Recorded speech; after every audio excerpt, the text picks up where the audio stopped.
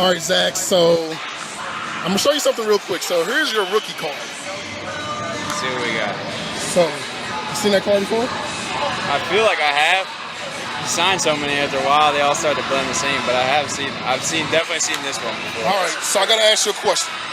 If you could think about eBay and your card, how much would you think your highest selling card has sold? Not that one. I want you to show that one in the camera.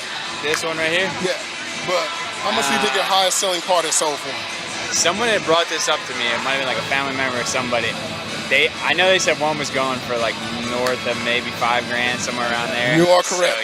So yeah, $5-6 grand, something like that. You are correct. How does it feel to have your own baseball card though, man? Yeah, it's crazy. I mean, I grew up, with my dad going to card shows, like just looking at cards. The greats, those guys when I was growing up, this McGuire, Griffey, all those guys. So, see my own card and sign it, it's still surreal. It really doesn't ever like sink in that you're signing your own card, but yeah, it's been cool.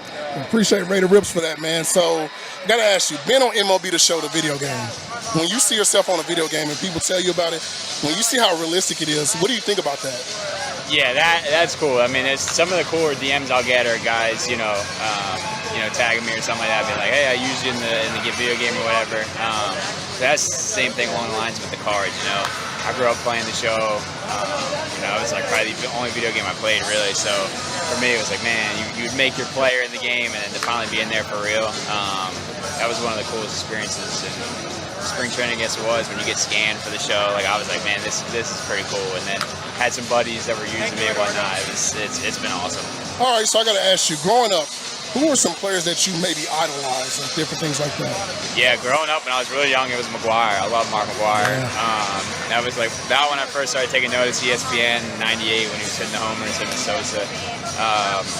From there, I was a Cardinals fan. Then it was Pujols, David Eckstein, and as I got older, it was Derek Jeter. So being a little bit closer to home from New Jersey and whatnot. But yes, those guys.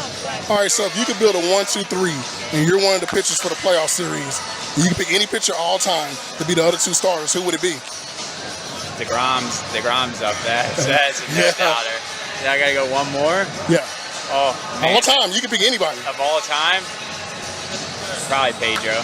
I like that. Yeah, probably Pedro. I like that. So one thing I do talk on my channel is sneakers.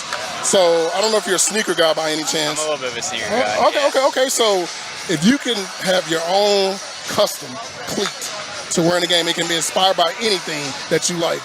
What would it be? I'm pretty simplistic on the shoes. I don't go super loud. I like the classics. The Jordans, the blacks, red and white. I used to keep it.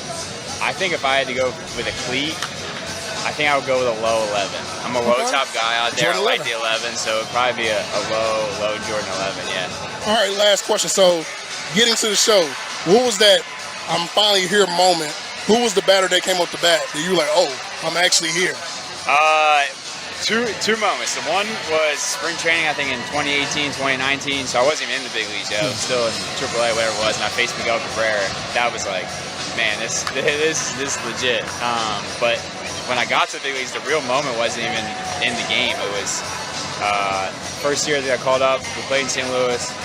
We went to Philly, and they did a Chase Utley honor night or whatever. And I'm in the dugout watching that. Like growing up, I'm on the other side of the fence. Yeah. Like, growing up 30 minutes in Philly, it was like I got chills. Like even still thinking about it, I watched Chase Utley, growing up and whatnot. So that was the first moment being like, man, I'm here. Like this is cool. This is big. This is legit. Man, well, Zach, I appreciate you, man. Yeah, appreciate it.